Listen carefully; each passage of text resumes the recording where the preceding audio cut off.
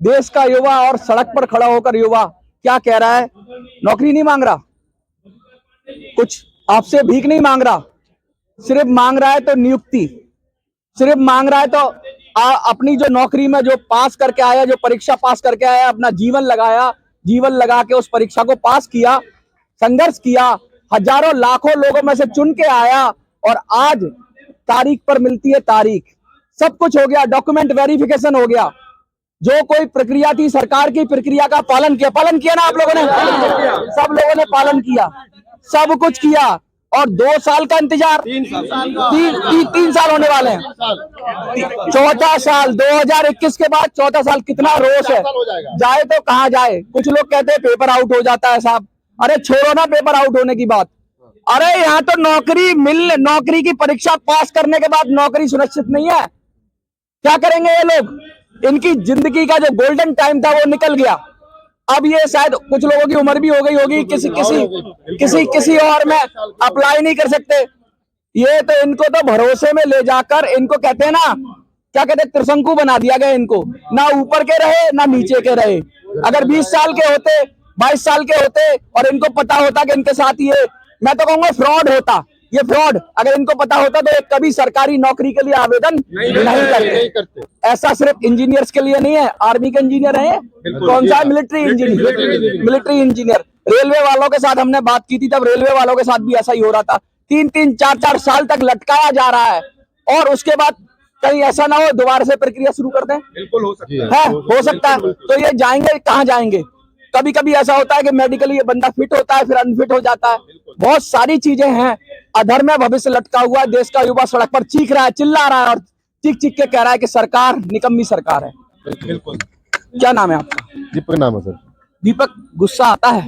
बहुत ज्यादा गुस्सा आता है सर। करे तो करे क्या? बस ऐसा होता है कि इंतजार करते करते ऐसा है कि सुसाइड ही कर ले। नहीं, ये मैं इस पे नहीं कहता। आप क्या कहेंगे? क्या कैसा लगता है? मतलब कैसे कैसे कहता है, कोई छलता है, कहता है कोई रपट लिखाने जाता है, कोई उसके साथ चोरी होती है, चकारी होती है तो रपट लिखाने थाने जाता है। लेकिन थानेदारी चोरी कर ले, चकारी कर ले या आपके साथ अत्याचार कर दे तो रपट कहाँ लिखाएंगे? सर हमको तो ऐसा लगता है हमारे साथ रक्षा मंत्रालय ने पूरी तरह से धोखा किया है। धोखा ये क्या है कि हमें गुमराह भी कर रहा है समय समय पे। उसका जब हम जवाब मांगते हैं, आरटीआई के माध्यम से भी जवाब मांगते हैं तो भी गुमराह किया जाता है कि आप अपने आरटीआई पे खड़े नहीं उतर रहे हैं। पहली आरटीआई हमारे अभ्यर्थियों ने लगाई, तुम्हारे संग साथियों ने लगाई, तो जवाब ये दिया था आफ्टर डी विदिन 8 वीक आपको फाइनल दे दिया जाएगा। लेकिन वो हम 8 वीक का भी इंतजार कर रहे थे। सरकार दूसरी तरफ कहती है भर्ती हम मिशन मोड में कर रहे हैं। लेकिन क्या मिशन मोड में ये भर्ती नहीं आती है? मैं सरकार से पूछना चाहूंगा, मिशन मोड में आकर उन्होंने कौन सी भर्तियों को ले रखा है? क्या हमारी भर्ती भारत सरकार के अंतर्गत नहीं आती है? क्या हमारी भर्ती रक्षा मंत्रालय के अंतर्गत नहीं आती है? क्या हमने अपनी भर्ती के संबंध में ज्ञापन रक्षा मंत्री जी को नहीं दिया है? लेकिन सरकार हमारी भर्ती को निकाल करके भूल गई है और सिर्फ हम लोगों पे ये ढिंढोरा पीटना चाह रही है कि और कहा भी जाता है कि अभ्यर्थी हमें एलिजिबल नहीं मिल रही है। सरकार के पास एलिजिबल अभ्यर्थी है, लेकिन सही बात यह है कि वो रोजगार देना नहीं चाहती है, सिर्फ रोजगार के नाम पे गुमराह कर रही है। एक बात मैं पूछूं, बिल्कुल, कहीं ठेके पे तो नहीं चलाना देश को? बिल्कुल हो सकता है, कहीं ठेकेदार, आपकी तो नौकरी 4 साल खा लें और 4 साल ठेकेदार मौज करें। बिल्कुल यही हो रहा है, तो है क्योंकि बिल्कुल यही चाह रही है सरकार। सरकार ने देखा है, हम अभ्यर्थियों की तरफ से सभी यही कहेंगे और बहुत से युवाओं को भी पता है कि जो भर्तियां पहले विभाग की तरफ से निकलती थी उसके लिए क्या किया सरकार ने, आउटसोर्सिंग का शब्द यूज कर लिया है। आउटसोर्सिंग के माध्यम से भर्ती कराना चाह रही है क्योंकि उसमें क्या है, सरकार को रबड़ी मिलेगी और साथ साथ मलाई भी वही खाएंगे। ठेकेदार मलाई खाएगा और अफसर रबड़ी खाएंगे और आप धूप में खून जलाएंगे। हमको खून जलाना पड़ेगा और हमारे हाथ में कुछ नहीं मिलेगा, तो सिर्फ बेरोजगार ही रहेगी क्योंकि एक निश्चित समय बाद हमें डिपार्टमेंट से बाहर कर दिया जाएगा। तो सरकार की सीधी सीधी मंशा हमको यही लग रही है कि हम लोगों को नियुक्ति ना दे करके वो आउटसोर्सिंग के माध्यम से भर्ती करना चाह रही है। क्या लगता है आपको, कहीं अगर सरकार को नौकरी नहीं देनी थी तो कम से कम आपसे मनाही कर दिया जाता कि भाई परीक्षा नहीं देते, आप कहीं और अपना देखते, व्यापार करते, कोई प्राइवेट जॉब देखते? अगर देना ही नहीं था तो इतना सारी प्रक्रिया कराने की जरूरत क्या है? ये जानबूझकर आपके भविष्य के साथ खिलवाड़ है कि नहीं है, मुझे बताइए। सारा का सारा माजरा सिर्फ इतना सा है, सरकार नहीं चाहती है कि हम परमानेंट नौकरी किसी को दें। अच्छा, साफ सुंदर शब्दों में यही एक बात है। ठीक है, हम इस देश के नागरिक हैं, हमारा अधिकार है कि हम पढ़े लिखे, सरकार नौकरी निकाले, ये उनका कर्तव्य है। अपने देश के नागरिकों की तरफ हमने जो एग्जाम दिया, हमारा रिजल्ट आया, हमने डीवी करवाई। अगर आपके पास पैसा नहीं था या आप नहीं देना चाहते थे नौकरी, तो आप एग्जाम ही नहीं देते। हाँ, पहले ही हमको, आज आपने 4 साल हमको लटकाया है ना, हाँ। वो आप नहीं लटकाते तो उसका हर्जाना कौन देगा? दिक्कत वहीं पे है ना। हाँ। सारा खेल उसी चीज का है। अगर आपको नहीं देना था आप मना कर देते। हमने आरटीआई जो होता है, सबको पता है कि जुडिशियल होती है कोर्ट में, हाँ। ठीक है, उसके ऊपर सारा चीज होता है, आप उसमें झूठ नहीं बोल सकते। हाँ। आरटीआई के अंदर उन्होंने लिखा हुआ है कि जैसे ही आपका फाइनल डॉक्यूमेंट वेरिफिकेशन होगा, उसके 8 हफ्ते के अंदर हम लोग आपके ज्वाइनिंग लेटर्स इशू कर देंगे। वाह भाई। और 8 हफ्ते कितने साल हो गए इसको? 3 साल। वो सनी देओल वाला डायलॉग है, मिलती है तो तारीख तारीख पे तारीख और तारीख पे तारीख चल रही है। कुछ महिलाएं हमारे साथ हैं, आप, मैं कहूंगा कि देखिए, मोदी जी बड़ा कहते हैं बेटी बचाओ बेटी पढ़ाओ, कहते हैं ना, बेटी जब पढ़ लिख के नौकरी के लिए क्वालिफाई हो गई, अब ये हाल हो गया बेटी का कि बेटी जंतर मंतर पे आके प्रदर्शन कर रही है। क्या लग रहा है मोदी जी को क्या कहना चाहोगे? सीधा बोलो आज। मैं मोदी सरकार को यही बोलना चाहूंगी कि घर पे बोला जाता है कि मेहनत करो, हाँ। और अगर मेहनत नहीं करते हैं तो सुनाया जाता है। फिर उसके बाद हमने मेहनत करी, अपने एफर्ट्स लगाए, एग्जाम दिया, बट एफर्ट्स लगाने के बाद एट लास्ट रिजल्ट क्या आया? 0। मतलब हम वही हैं जहाँ पहले थे, और शायद उससे बुरे हालत में। एक कहावत है, 9 दिन चले 2.5 कोस। वही वाली बात है कि 9 दिन चले और मतलब 2.5 कोस, ये कि बहुत इतना सारा घूम फिर के वहीं आ गए, ये कहने का मतलब। बिल्कुल, मतलब एफर्ट्स का रिजल्ट 0 है। आई डोंट थिंक कि ऐसे एफर्ट्स जो कि मतलब जिसका रिजल्ट ही ना आए, कोई सही डायरेक्शन में नहीं लग रहे। अगर हम किसी अच्छे डायरेक्शन में एफर्ट्स लगाते, मे बी हम किसी और, अभी तक हम सेटल्ड होते। तो ये सीए बन जाते, क्या पता आईएएस ऑफिसर बन जाते, कहीं कुछ ना कुछ तो कैलिबर होगा कि भाई इंजीनियरिंग की बात कर रहे हैं, मिलिट्री में तो कोई छोटी मोटी पोस्ट तो है नहीं। शायद हम कहीं और कोई और एग्जाम, मतलब कुछ बच्चे बहुत सपनों से इसकी तैयारी करते हैं, बहुत मतलब उनका यही डेडिकेशन होता है एमईएस निकालना है। बट अगर हमने कुछ और एग्जाम्स के डेडिकेशन लिए होते कि मुझे यूपीएससी निकालना है या कुछ और एग्जाम्स है स्टेट लेवल पे, तो शायद अभी तक रिजल्ट आ गया होता और हमारे एफर्ट्स का हमें आउटपुट मिल गया होता। बट घर वालों से अलग सुनने को मिलता है, एंड मतलब और रिजल्ट मतलब नहीं, लुटा-पिटा महसूस कर रहे हैं। बिल्कुल। बहुत बड़ी बात मैं कहता हूँ, जब आर्मी की बात होती है, मिलिट्री की बात होती है, तो देश सेवा की बात भी आती है। एक जज्बा होता है, यार मैं देश सेवा करना चाहता हूँ। नौकरी अलग है, भाव होता है ना मन में काम करने का, देश के लिए काम करूंगा। या लोग सम्मान से देखेंगे, फौजी निकलता है तो सल्यूट मारते हैं ना लोग। पुलिस वाले को मारे ना मारे, लेकिन फौज के लिए हमेशा इज्जत रहती है। क्या लग रहा है कि आपको, आपका वो भी अधिकार, देश सेवा का अधिकार भी छीन लिया गया? क्या कह रहे हो आप, या छीना जा रहा है? आप लोग सब एक बार ही यहाँ जो लोग खड़े हैं, इनके चेहरे देखिए। ये आधे से ज्यादा लोग जो हैं ऑलरेडी फौजी के बेटे या बेटियां हैं। मेरे घर से 8 बंदे जो हैं फौज में हैं। हाँ। उसके बावजूद हमें इतना झेलना पड़ रहा है। आपने बात कही आईएएस की, ये जो वैकेंसी है 4600 ग्रेड पे की है। एक प्रमोशन और आप आईएएस के बराबर ग्रेड पे चले जाते हो। एक प्रमोशन होता है और आप आईएएस के बराबर आपको वैल्यू मिलती है, ठीक है। उसके बावजूद जो हमें सैलरी मिलनी चाहिए, उसके अलावा हम वापस ऑलरेडी टैक्स भर रहे हैं। और रही बात एफर्ट्स की, ये मैं आप सबको दिखाना चाहूंगा। ये एफर्ट्स आप देखिए, ये रक्षा कहाँ नहीं गए, किस किस दर पे ठोकर नहीं खाई है? हर जगह खाली। देश में अब ऐसा लग रहा है कि कुछ बचा नहीं है जहाँ पे हम ठोकर ना खाई। अब तो ऐसा ही लग रहा है कहीं सत्ता संभाल के कहीं आप ही लोगों को प्रधानमंत्री और मुख्यमंत्री ना बनना पड़े, क्योंकि युवा आएगा भाई। क्यों भैया, आप राजनीति वाले अगर इतने चालाक हो रहे हैं तो भाई कहीं ऐसा ना हो युवा बिगड़ गया, कहते हैं सैकड़ों की सत्ताएं उड़ जाएंगी। क्योंकि युवा जब जब बिगड़ता है, जेपी आंदोलन में बिगड़ा, अन्ना आंदोलन में बिगड़ा तो बहुत सारी, जेपी आंदोलन में बिगड़ा तो बहुत सारी सरकारें साफ हो गई, अन्ना आंदोलन में बिगड़ा तो कांग्रेस साफ हो गई, घोटालों की बात हुई। और कहीं अब ये भ्रष्टाचार की वजह से युवा, चाहे वो अग्निवीर हो, हर जगह यही हाल है, यही परेशानी है पूरे। अच्छा, ये आर्मी की बात नहीं है, रेलवे वाले आ रहे हैं, वो भी यही बात कह रहे हैं। क्या कहोगे, क्या मतलब पूरे देश के अंदर लूट मार सी चल रही है? क्या लग रहा है आपको? अब ये तो ऐसा है कि मोदी सरकार खुद जाने कि वो किसी को लूट के क्या कर रही है। किसको लूट रही है? वो किसी देश को लूट नहीं रही। तो किसका घर भरा जा रहा है? किसी नेबर को लूट नहीं रही है, अपने देश के लोगों को लूट रही है ना। तो कमजोर कौन हो रहा है? देश ही हो रहा है ना। देश कमजोर कर रहा है। सारा खेल तो वही है ना। इनको लंबी पिक्चर नहीं दिख रही है कि भाई देश ही कमजोर हो रहा है। आप कर क्या रहे हो? किसके साथ कर रहे हो? अपने खुद के घर के साथ कर रहे हो। आपने बताया लूटने की बात कही, तो उस पे एक पॉइंट मैं करना चाहूंगा। आप आज की डेट में जो भी नोटिफिकेशन निकलता है किसी भी गवर्नमेंट जॉब का, आप उसकी फीस देखिए कितनी है, उसकी पहले फीस देखिए आप कितनी है, उसके बाद उसकी प्रक्रिया देखिए कितनी है, जटिल है एकदम। कितने चरणों में एक अभ्यर्थी को पैसा जमा करना पड़ता है। और मुझे तो ऐसा लगता है कि कोचिंग वाले ही 2-4-5 लाख ले जाते हैं। आप हर जगह लुटता है आदमी। आप अभी वो वाला तो जो इकोसिस्टम चल रहा है उसको छोड़ दीजिए, कोचिंग वाला।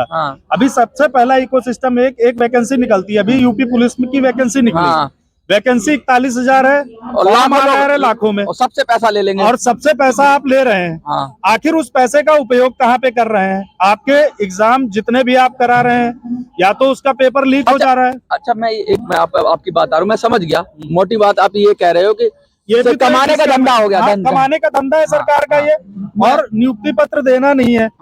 मैं कहता कि इसमें अगर कहीं भी कोई कमी आई है, एक सबसे बड़ा ड्रॉबैक आप ये सोचिएगा, अगर ये सारे अभ्यर्थी ये सोच ले कि हम प्राइवेट सेक्टर में भी नौकरी कर लें, पैरेलल में रिजल्ट आता रहेगा, तो प्राइवेट सेक्टर में भी शायद सबको पता होगा 3 महीने का 4 महीने का नोटिस पीरियड होता है। यहाँ कुछ नहीं है, ना खाता ना भाई, जो सरकार बोले वही सही। आप ये सोचिए ना, अगर वो लड़का ना तो प्राइवेट नौकरी कर पा रहा है कि साहब अगर इधर का आ गया तो मैं उधर मुझे रिलीविंग नहीं मिलेगी तो मैं सरकारी नौकरी भी नहीं कर पाऊंगा, क्योंकि एनओसी मिलेगी नहीं आपको।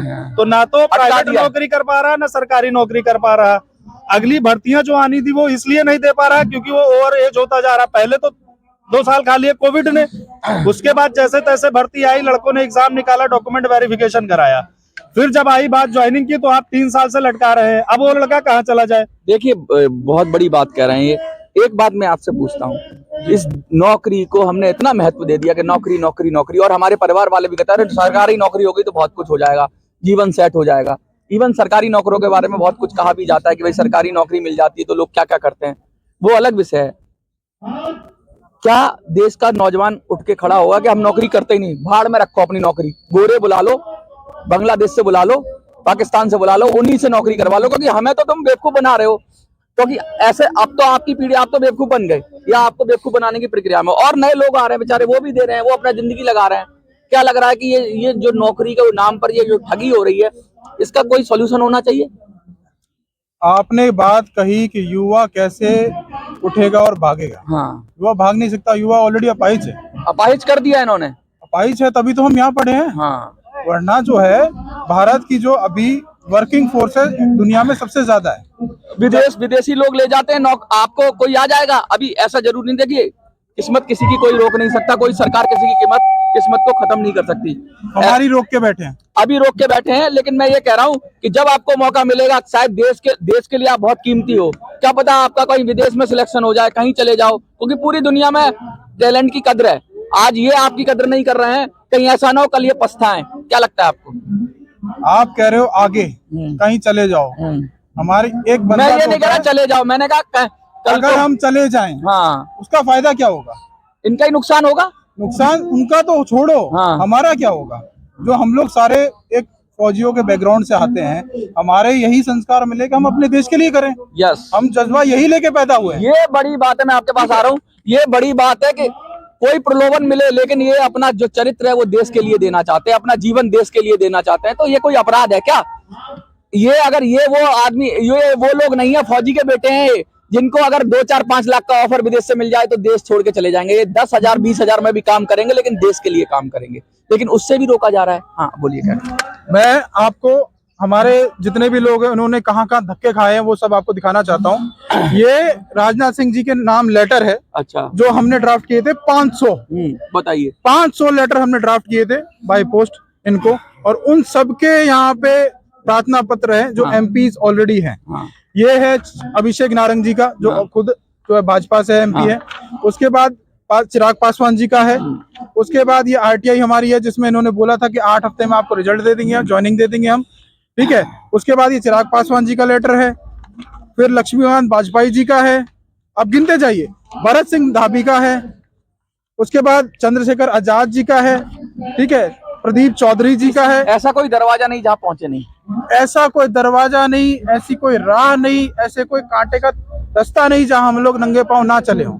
उसके बावजूद 3-4 साल से यही हो रहा है। 3 साल से हम लोग परेशान हैं। हमारे अभी 5 दिन पहले बिहार से हमारे 2 लोग और आने वाले थे, उनकी माताजी को कैंसर था। वो इसी राह में अंत में ये करती हुई इस धरती को छोड़ के चली गई कि भाई साहब मेरा बेटा नौकरी लगेगा तो मैं उसको उस वर्दी में देख पाऊंगी, उस औहदे पे देख पाऊंगी, और आज वो इस दुनिया में नहीं है। हमारे यहाँ राजीव भाई खड़े हैं यहाँ पे, इनकी माता जी का भी स्वर्गवास हो गया, आशीष मिश्रा जी है उनकी भी माता जी का स्वर्गवास हो गया। बहुत से लोग ऐसे हैं जो ऑलरेडी अपने माँ बाप को ऐसी कंडीशन में छोड़ के यहाँ आए हैं, उसके बाद भी इस उम्मीद में कि कहीं ना कहीं से कोई राह ऐसी मिल जाए ताकि हमारी ज्वाइनिंग हो जाए। एक बड़ा फेमस गाना है, उसी पे मैं खत्म करूंगा कि जब नौकरी लगेगी तो क्या होगा, बदन पे सूट होगा, पाँव में बूट होगा और हाथों में गोरी का हाथ होगा। लेकिन ना बदन पे सूट है, ना पाँव में बूट है, और गोरी की तो बात छोड़िए, कौन करेगा बेरोजगारों से शादी। मुझे लगता है इस देश के अंदर बहुत अत्याचार हो रहा है, इनका पूरा फ्यूचर बिगाड़ा जा रहा है। इनको सही राह पर, ये सही राह पर है लेकिन सरकार गलत राह पर है। आपको क्या लगता है? हाँ, कुछ के साथ में जहाँ पे विद्यार्थी परेशान है, अभ्यर्थी हम परेशान है, हमारे साथ हमारी माताएं बहनें भी हैं। हाँ। हमारी माताएं भी हमारे साथ आई हैं कि हमारा परिवार हमारे साथ है कि हम कुछ करें। हम ये बोलना चाहते हैं, अगर कहीं पे कोई MP या MLA की पोस्ट है वो खाली हो जाए, सरकार उसको 6 महीने में भर देगी। हाँ। वो भरना जरूरी है। अब 3 साल से हमारे पास जो वैकेंसी पड़ी है, हमें ज्वाइनिंग मिली नहीं है, दोबारा भर्ती हुई नहीं है, तो मतलब वो पोस्ट खाली जा रही है। सरकार उस पोस्ट का क्या कर रही है, कहाँ से भर रही है सरकार उस पोस्ट को? 3 साल से वो पोस्ट खाली क्यों चल रही है? जब 6 महीने में आपका MP MLA की पोस्ट भरी जा सकती है, बहुत जरूरी है आपके लिए भरना, दोबारा री इलेक्शन हो सकता है, तो हमारी पोस्ट क्यों नहीं भरी जा रही 3 साल से? बहुत बड़ी बात है इसी सवाल के साथ कि भैया MP MLA की पोस्ट भरने के लिए 6 महीने में बनाते हो, एक देश एक चुनाव की बात करते हो, बहुत सारी चीजें करते हो, लेकिन आज ये लोग खड़े हुए हैं बेरोजगार। बेरोजगार नहीं है ये वो लोग हैं जिनको तुमने मझधार में अटका कर छोड़ दिया है। ऐसा किसी के साथ मत करो, क्योंकि अगर देश का युवा बिगड़ गया तो कहते हैं बड़ी बड़ी सत्ताओं को उखाड़ देता है। और अब नंबर शायद आपका हो सकता है, 240 पे आए हो, क्या पता 40 पे रह जाओ। देखते रहिए।